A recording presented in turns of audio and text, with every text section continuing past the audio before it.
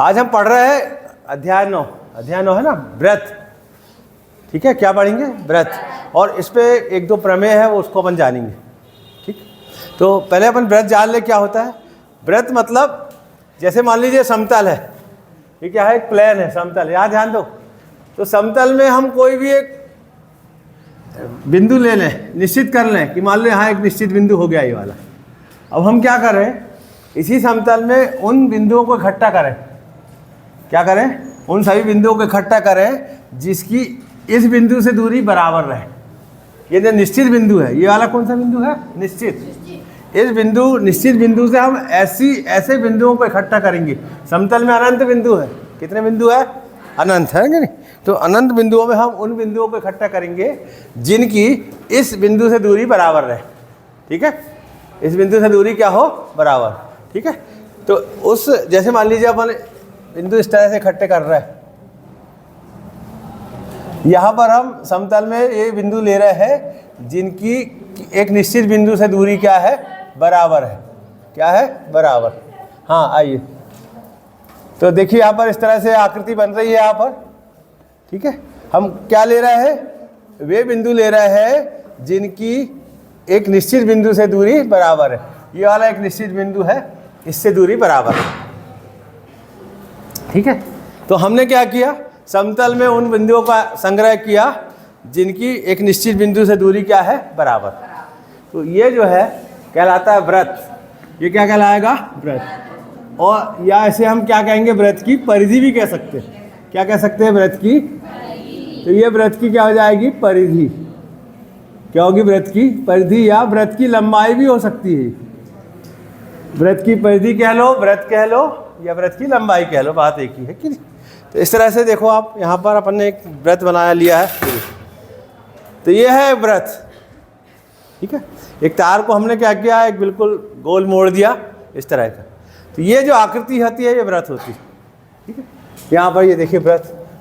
तो परिधि में हमने यहाँ के बिंदुओं को ले लिया और एक निश्चित बिंदु यहाँ पर है। ठीक है, तो ये जो तार दिखाई दे रहा है, तार है, ये आपका क्या है? व्रत।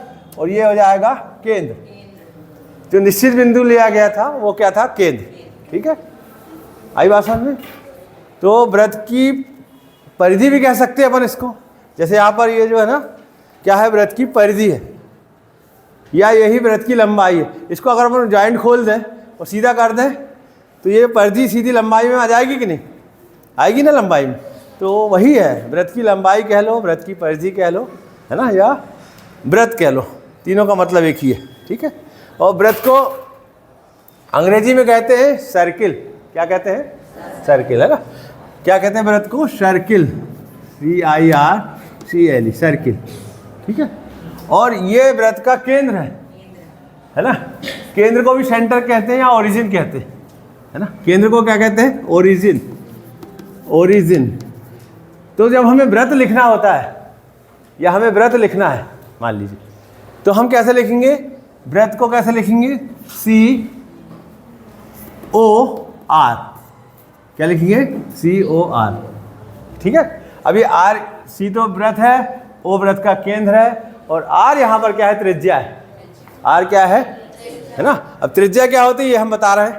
त्रिज्या का मतलब ये होता है, देखिए ये व्रत की परिधि है ना। परिधि में भी अनंत बिंदु है। अनंत बिंदु को लिया कि नहीं हमने? तो इन अनंत बिंदुओं में कहीं भी अगर हम एक बिंदु ले लें, मान लीजिए यहाँ पर हमने एक बिंदु ले लिया A, और ये क्या है? केंद्र है O।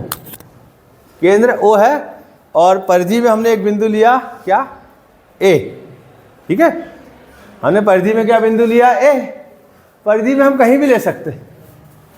अगर हम OA को मिलाए इस तरह से, OA के बीच की दूरी देखें तो ये होगी, देखिए OA, O से लेकर A तक ये वाली दूरी, या रेखाखंड, है ना, या डिस्टेंस। ये जो डिस्टेंस है OA, O से लेके A तक की दूरी, इस दूरी को ही त्रिज्या कहते हैं। इसको क्या कहते हैं? त्रिज्या। और इसे अंग्रेजी में रेडियस कहते हैं, इसलिए इसे R से दिखाते हैं। ठीक है, तो कभी भी व्रत को हम COR लिखेंगे। क्या लिखेंगे? COR। COR का मतलब ऐसा व्रत जिसकी त्रिज्या R है और केंद्र O है। COR लिखा है, इसका मतलब वृत्त के बारे में लिखा गया है और जिसका केंद्र वो है त्रिज्या R है। ठीक है, आगे समझ में आया कि नहीं आया? क्या क्या समझा अपन ने? वृत्त की परिधि या वृत्त की लंबाई और वृत्त का केंद्र और वृत्त की त्रिज्या, है कि नहीं? वृत्त की त्रिज्या। सबसे शुरू में क्या था? ये समतल था, है कि नहीं? ये क्या था? समतल। तो समतल में हमने जब वृत्त बनाया तो इस तरह का एक वृत्त बना कि नहीं? तो अब समतल 3 भागों में बट गया। समतल कितने भागों में बट गया? एक ये हो गया वृत्त का अंतः भाग। ये वाला जो भाग है ये क्या कहलाएगा? वृत्त का अंतः भाग। क्या कहलाएगा? अंतः भाग। और ये क्या कहलाएगा? वृत्त की परिधि। क्या कहलाएगा? वृत्त की परिधि। और ये बाहर का भाग क्या कहलाएगा? वृत्त का बाह्य भाग। क्या कहलाएगा? वृत्त का बाह्य भाग। तो जब भी वृत्त बनता है किसी समतल में तो समतल कितने भागों में बढ़ जाता है? 3 भागों में। कौन कौन से होंगे? एक वृत्त का अंतः भाग होगा, दूसरा वृत्त की परिधि होगा और तीसरा क्या होगा? वृत्त का बाह्य भाग। 3 भाग बनते हैं इसके, है कि नहीं? कितने भाग बनते हैं? 3। वृत्त का अंतः भाग, ये वाला भाग देखिए आप, अंतः भाग कहलाएगा और ये वृत्त की परिधि कहलाएगा और तीसरा वृत्त के बाहर। तो कोई भी बिंदु, समतल का कोई भी बिंदु 3 जगह हो सकता है, 3 के अलावा कहीं और नहीं हो सकता। वो कहाँ कहाँ हो सकता है? या तो वृत्त के अंतः भाग में हो सकता है, यहाँ कहीं वृत्त हो, यहाँ कहीं मान लीजिए एक P बिंदु है तो ये P बिंदु कहाँ हो सकता है? वृत्त के अंतः भाग में हो सकता है। या P बिंदु यहाँ कहीं है, मान लो वृत्त की परिधि में भी हो सकता है या वृत्त के बाहर भी हो सकता है। तो बिंदु कोई भी तीनों में से कहीं भी हो सकता है, वृत्त की परिधि में भी हो सकता है, वृत्त के अंतः भाग में भी हो सकता है या वृत्त के बाह्य भाग में भी हो सकता है। तो ये वृत्त की छोटी सी जानकारी है। अब हम देखते हैं, अभी हमने क्या किया था? वृत्त की परिधि पर एक बिंदु लिया था। कितने बिंदु लिया था? एक। यदि हम मान लीजिए 2 बिंदु लेते हैं, एक बिंदु यहाँ ले लिया मान लो A, दूसरा बिंदु यहाँ ले लिया B, अनंत बिंदु है, कोई भी 2 बिंदु ले लिया हम, है कि नहीं? कहाँ लिया? वृत्त की परिधि में। ध्यान रहे, वृत्त की परिधि में हमने 2 बिंदु लिया। एक बिंदु ये A है, इसका नाम भी है, और हम इन दोनों को मिला दें इस तरह से, है ना? क्या किया हमने? इन दोनों बिंदुओं को मिला दिया तो ये रेखाखंड बना AB। क्या बना? रेखाखंड AB, है कि नहीं? तो इसको कहा जाता है जीवा। इसको क्या कहा जाता है? जीवा या चापकर्ण भी कहते हैं इसको। इसको क्या कहते हैं? जीवा या चापकर्ण। तो जीवा क्या हुआ? यदि हम परिधि पे 2 बिंदु लें और उनको मिला दें, उनको कैसे मिलाएंगे? रेखाखंड के द्वारा, है ना? तो वो जो रेखाखंड है, जैसे यहाँ पर, ये क्या कहलाएगा? जीवा कहलाएगा। क्या कहलाएगा? जीवा। तो जीवा एक महत्वपूर्ण चीज़ है जो आपको सीखना है। जीवा का मतलब ये है कि वृत्त की परिधि पर लिए गए 2 बिंदुओं को मिलाने वाला रेखाखंड। वृत्त की परिधि पर लिए गए 2 बिंदुओं को मिलाने वाला रेखाखंड क्या कहलाता है? जीवा कहलाता है। ठीक है। त्रिज्या और जीवा में क्या फर्क है ना? त्रिज्या और जीवा में क्या फर्क है? देखिए अभी अपन ने त्रिज्या लिया था कि नहीं? त्रिज्या देखिए यहाँ पर एक और अलग वृत्त बना दे रहा है। ये देखिए जीवा, ये वृत्त है ना? वृत्त। और यहाँ पर हमने जब केंद्र से मिलाया था परिधि पर स्थित बिंदु को, यहाँ पर ये केंद्र है और हमने इस तरह से OA लिया था OA। तो ये OA त्रिज्या थी। OA क्या थी? त्रिज्या, है कि नहीं? और AB क्या है?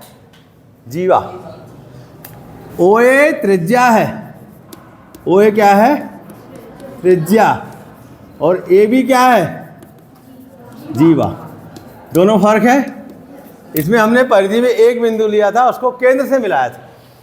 यहाँ परिधि में 2 बिंदु ले रहे हैं और दोनों को आपस में मिला रहे हैं। तो जब दोनों बिंदु लिए जाते हैं और आपस में मिलाए जाते हैं तो वो हो जाती है जीवा, और एक बिंदु लेते हैं परिधि में और उसको केंद्र से मिलाते हैं तो वो हो जाती है त्रिज्या। ठीक है, आगे समझ में? अब देखिए यहाँ पर एक चीज़ और दिखाई दे रही है तुमको। AB जो है, AB स्ट्रेट लाइन, सीधी लाइन से तो मिला है, सीधी रेखा से, लेकिन यहाँ पर ये यहाँ से भी मिला हुआ है। AB मिला है कि नहीं? AB ज्वाइंट है किससे? एक तो डायरेक्ट ज्वाइंट है यहाँ से, यहाँ ध्यान दो बेटा। और दूसरी, ये समझने की बात है, समझना पड़ेगा। दूसरी स्थिति में क्या है, ए और बी जुड़े हुए हैं, लेकिन ये वक्र रेखा से जुड़े, कर्व लाइन से जुड़े हैं कि नहीं। अगर मान लो हमने यहाँ एक सी बिंदु ले लिया तो ए सी बी ये भी जुड़े हुए हैं, ए और बी, है कि नहीं। और यहाँ मान लीजिए ए डी बिंदु ले लें तो ए डी बी ये भी एक दूसरे से जुड़े। ए बी तीन तरह से जुड़े। ए बी जो है, एक तो ये स्ट्रेट लाइन से जुड़ा है, दूसरा ये वाली लाइन से जुड़ा है ए सी बी से, और तीसरा जुड़ा है ए डी बी से, है ना। ए बी दोनों तीन तरह से जुड़े हैं कि नहीं एक दूसरे से। तो ये जो भाग है ए सी बी, है ना, ये व्रत का एक हिस्सा है, व्रत की परिधि का एक हिस्सा है, एक टुकड़ा, है ना।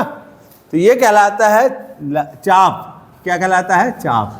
क्या कहलाएगा, ए सी बी, और इसको इस तरह से लिख रहे हैं, ये चाप होगा। क्या होगा, चाप। इसी प्रकार से एक चाप ये भी होगा, ए डी बी, क्या होगा, ये भी एक चाप होगा, इसको भी ऐसा लिख रहे हैं।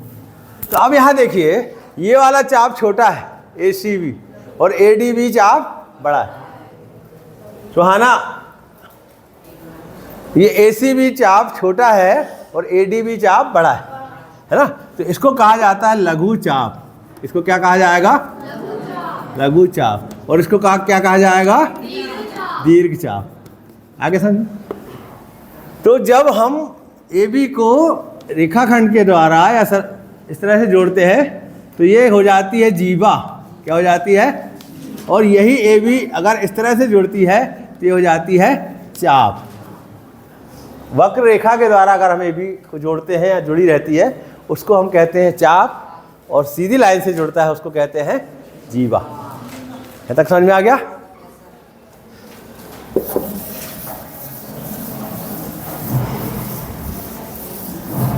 तो इस प्रवन पे एक प्रमेय करेंगे। देखो इसको उठाओ जरा, यहाँ ध्यान दो। एक और चीज़ और समझ लो, व्यास क्या होता है वो भी जानना जरूरी है, ठीक है। व्यास को अपन कैसे समझेंगे, देखिए यहाँ पर एक वृत्त बनाया हमने,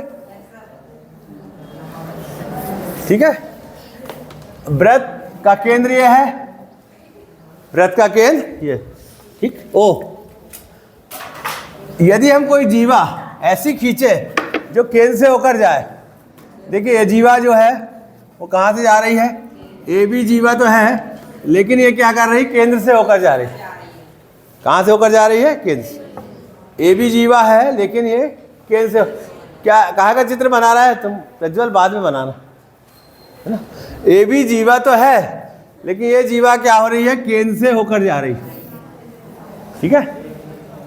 ये ए बी जीवा क्या हो रही है, तो यहाँ पर जीवा है कौन सी, ए बी, पहला क्या हो रही है, केंद्र से होकर जा रही, केंद्र से होकर जा रही है, केंद्र से होकर जाने वाली जीवा है ये।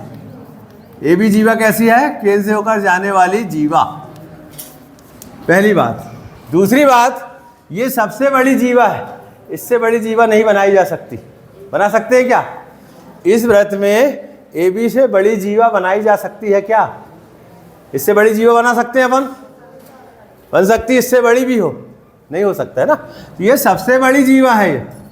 दूसरी बात क्या है, ये सबसे बड़ी जीवा है। तो दो बातें आ गई यहाँ पर सामने, एक तो ये केंद्र से होकर जाने वाली जीवा है, और दूसरी क्या है, सबसे बड़ी जीवा। और तीसरी बात और भी है इसमें, क्या है, ये व्रत को दो बराबर भागों में बांट रही। ये जीवा जब हमने बनाया तो जैसी जीवा बनी तो क्या हुआ, व्रत दो बराबर भागों में बट गया, है ना। तो ये व्रत को क्या कर रही है, दो अर्धव्रतों में बांट रही है, दो अर्धव्रतों में बांट रही है, या दो बराबर भागों में बांट रही है, ऐसा लिख सकते हैं। व्रत को दो बराबर भागों में बांटती है या दो अर्धव्रतों में बांटती। ये जीवा तीन काम कर रही है ना। इस जीवा से हमें तीन चीज़ें दिखाई दे रही हैं। वो कौन कौन सी हैं, सबसे बड़ी जीवा भी है, ये केंद्र से होकर भी जा रही है, और व्रत को दो भागों में बांट रही है ना, दो अर्धव्रतों में बांट रही है, ठीक है। दो भागों यानी अर्धव्रतों में, अर्धव्रत होता है कि नहीं, आधा व्रत, अर्धव्रतों में विभाजित कर रही है, बांट रही है। तो ये जो जीवा है इसकी 3 खासियत है, वो यहाँ तीनों पर नजर आ रही हूँ। सबसे बड़ी जीवा, केंद्र से होकर जाने वाली जीवा, और व्रत को 2 अर्धव्रतों में बांटने वाली जीवा। ऐसी जीवा कहलाती है व्यास। इस जीवा का नाम क्या है? व्यास, या डायमीटर कहते हैं ना, इसको क्या कहते हैं? डायमीटर। तो ये जीवा क्या कहलाएगी? व्यास कहलाएगी। क्या कहलाएगी? व्यास। तो कई बार परीक्षा में आता है कि सबसे बड़ी जीवा को कहते हैं या खालिस्तान कहते हैं, क्या कहेंगे? व्यास, है ना। व्रत को 2 समान भागों में बांटने वाली जीवा कहलाती है, क्या कहलाती है? व्यास। या केंद्र से होकर जाने वाली जीवा को क्या कहते हैं, है ना। तो ये एक प्रश्न, 1 नंबर का प्रश्न आता है अक्सर परीक्षा में, तो तीनों में एक ही आंसर आएगा। यदि वो कहेगा कि सबसे बड़ी जीवा कौन सी है, तो भी व्यास कहोगे। केंद्र से होकर जाने वाली जीवा, व्यास, है ना।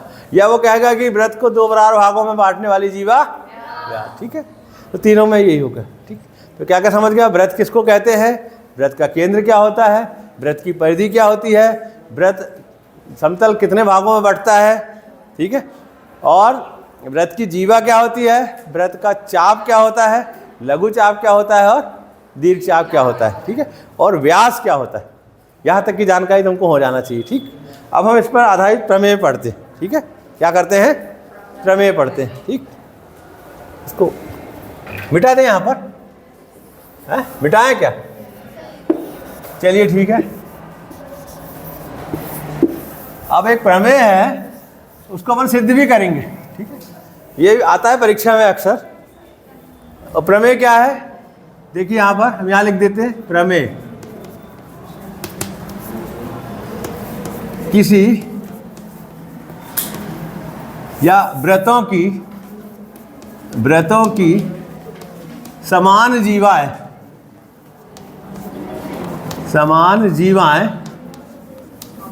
क्या करती हैं? केंद्र पर, जैसे यहाँ पर भी हमने जीवा बनाया था ना, एक जीवा ये बनी थी, केंद्र ये था, तो जीवा द्वारा केंद्र पर बनने वाला कोण ये वाला था कि नहीं? ये ओ था, ये ए था, ये बी था। तो ये जीवा ए बी के द्वारा केंद्र पर कौन सा कोण बना था? ये वाला बना था। तो इसको क्या कहेंगे? जीवा द्वारा केंद्र पर बनने वाला कोण, या जीवा द्वारा केंद्र पर अंतरित कोण भी कहते हैं। क्या कहते हैं? अंतरित कोण ना। तो इसी पे एक प्रमेय है जिसमें कहा गया कि व्रतों की समान जीवाएं क्या करती हैं? केंद्र पर समान कोण बनाती हैं या अंतरित करती हैं। क्या बोलेंगे अपन? अंतरित करती हैं। तो व्रत की समान जीवाएं जो है वो केंद्र पर समान कोण अंतरित करती हैं। ठीक है, ये प्रमेय है। ठीक, प्रमेय का मतलब समझ गया। हम 2 बराबर जीवाएं लेंगे, जैसे मान लो हमने यहाँ एक ए बी ले लिया, दूसरी जीवा हम ले मान लीजिए यहाँ पर कौन सी? सी डी, इसी के बराबर। जितनी बड़ी ए बी है उतनी बड़ी सी डी ले लें अपन। ये ए बी जीवा है, ठीक है, इतनी बड़ी जीवा और ले लें हम यहाँ पर, कौन सी? C D. क्या ले लें? C D. देखिए ये हो गई सी डी जीवा, ये भी केंद्र पे कोण बना रही है। देखिए यहाँ पर सी डी जीवा द्वारा भी केंद्र पे कोण बन रहा है। देखिए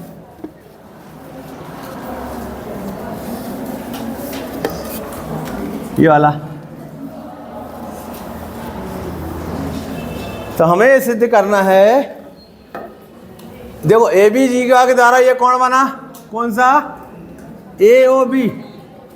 और सी डी जीवा द्वारा कौन सा कोण बना? सी ओ डी। हमें सिद्ध करना है ए ओ बी किसके बराबर है? सी ओ डी के बराबर है। ठीक है, किसके बराबर है? सी ओ डी के। ऐसा समझ में? तो यही चीज़ यहाँ पर बोल रहा है, व्रतों की समान जीवाएं। अपन 2 व्रत भी बना सकते थे, एक ही व्रत में भी इसको किया जा सकता है। तो एक ही व्रत में हमने क्या किया? 2 समान जीवाएं बना दिया। एक जीवा है ए बी और दूसरी जीवा है सी डी। यहाँ तक समझ में आया? 2 जीवाएं हैं, कौन कौन सी? एक ए बी है और दूसरी सी डी, और ये बराबर है, ये समान है। क्या कह रहा है वो? समान जीवाएं क्या कर रही हैं? केंद्र केंद्र पर, ये केंद्र है, या समान कोण बना रही, ये हमको सिद्ध करना है। यहाँ तक समझ में आया प्रमेय का मतलब? प्रमेय में कह रहा है कि समान जीवा केंद्र पर समान कोण अंतरित करती है। ठीक, ये होगा प्रमेय। अब हम क्या लिखते हैं? दिया है। क्या लिखते हैं? दिया है। व्रत दिया क्या है? व्रत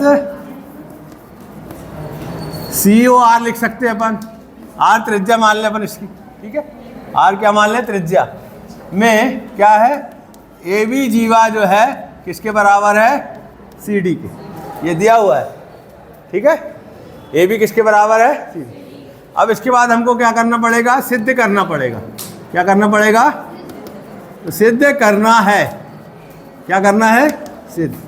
सिद्ध हमको क्या करना है? कोण AOB, कोण AOB बराबर कोण क्या होगा? COD। क्या हो जाएगा? कोण COD। ये सिद्ध करना है। ठीक, आगे समझ में? तो ये चित्र जो है फिर से हम अच्छे से बना दे रहे हैं इसको। देखिए इस चित्र में फिर से ध्यान दो। एक व्रत है, देखिए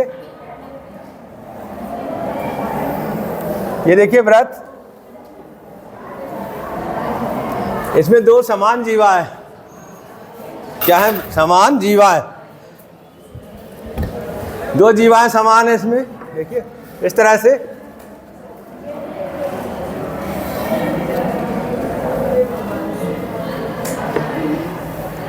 व्रत में दो जीवाएं समान है। ये देखो, ये केंद्र हो गया। अब ये जीवा हो गई AB और ये हो गई CD। केंद्र पर इस जीवा के द्वारा कौन सा कोण बन रहा है? देखिए आप इस तरह से, ये देखिए AB के द्वारा केंद्र पर बनने वाला कोण ये हो गया AOB। इसी प्रकार से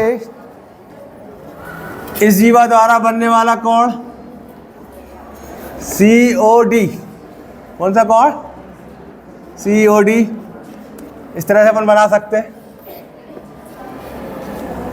समझ में आ रहा है? आया कि नहीं आया समझ में? बहुत सरल प्रमेय है ये, और आता है परीक्षा में कई बार। कोई दम नहीं है इसमें। या तो AB और CD बराबर है, हमको ये दोनों कोणों को बराबर बताना है या सिद्ध करना है। ठीक, अब हम रचना करें। रचना में हम क्या कर रहे हैं? O को A से, O को B से, O को C से और O को D से मिलाया। तो रचना में हम क्या लिखते हैं? O को A, B, C तथा D से मिलाया। मिलाने से क्या हो रहा है? त्रिभुज बन रहा है। यहाँ पर देखिए आप, एक त्रिभुज बन रहा है AOB या OAB, दूसरा बन रहा है OCD। बन रहा है कि नहीं? एक AOB और दूसरा COD, दो त्रिभुज बन रहा है मिलाने से। अब आ जाएगी उपपत्ति। क्या आ जाएगी? उपपत्ति। तो हम क्या करें? दोनों त्रिभुज ले लें। कौन कौन सा? OAB तथा त्रिभुज OCD में, OCD में। इन दोनों त्रिभुजों में देखो क्या क्या खास बात है। AB किसके बराबर है? CD के बराबर दिया हुआ है। ये अपने को दिया है कि नहीं? देखिए यहाँ पर दिया हुआ। इसी प्रकार से देखो OA बराबर OC, व्रत की त्रिज्या है ये। OA भी त्रिज्या है और OC भी त्रिज्या है। इसको अपन क्या लिख सकते हैं? व्रत की त्रिज्याएं। क्या लिख देंगे? व्रत की त्रिज्याएं। OA किसके बराबर हो गया? OC के। इस प्रकार OB किसके बराबर हो जाएगा? OD के। OB is equal to OD। ये भी क्या है? व्रत की त्रिज्या है। ये भी क्या है? व्रत की। OA कह लो, OB कह लो, OC कह लो, OD कह लो, चारों की चारों व्रत की त्रिज्या है R के बराबर। तो तीनों, इस त्रिभुज की तीनों भुजाएं दूसरे त्रिभुज की तीनों संगत भुजाओं के बराबर हो गई। तो तीनों भुजाएं जब संगत भुजाओं के बराबर हो जाती है तो क्या हो जाते हैं? त्रिभुज सर्वांग सम हो जाते हैं। क्या हो जाते हैं? त्रिभुज। मतलब OAB सर्वांग सम हो जाएगा किसके? त्रिभुज ओ सी डी के। तीनों भुजाएं बराबर हैं संगत भुजाओं के। ये कौन सी सर्वांग समता है? एस एस एस सर्वांग समता। कौन सर्वांग समता है? S S S, triple S सर्वांग समता। सर्वांग समता से भुजा भुजा भुजा सर्वांग समता। ठीक है, यहाँ तक समझ में आ गया। अब जब त्रिभुज सर्वांग सम हो गए तो इसके अंग भी सर्वांग सम हो जाएंगे सीपी सीटी से। तो क्या हो जाएगा? ए ओ बी कोण ए ओ बी बराबर होगा किसके? सी ओ डी के। कोण सी ओ डी, क्या कहेंगे इसको? सी पी सी टी से। और यही सिद्ध करना था अपने को, करना था कि नहीं? तो इति सिद्धम, ये सिद्ध हो गया।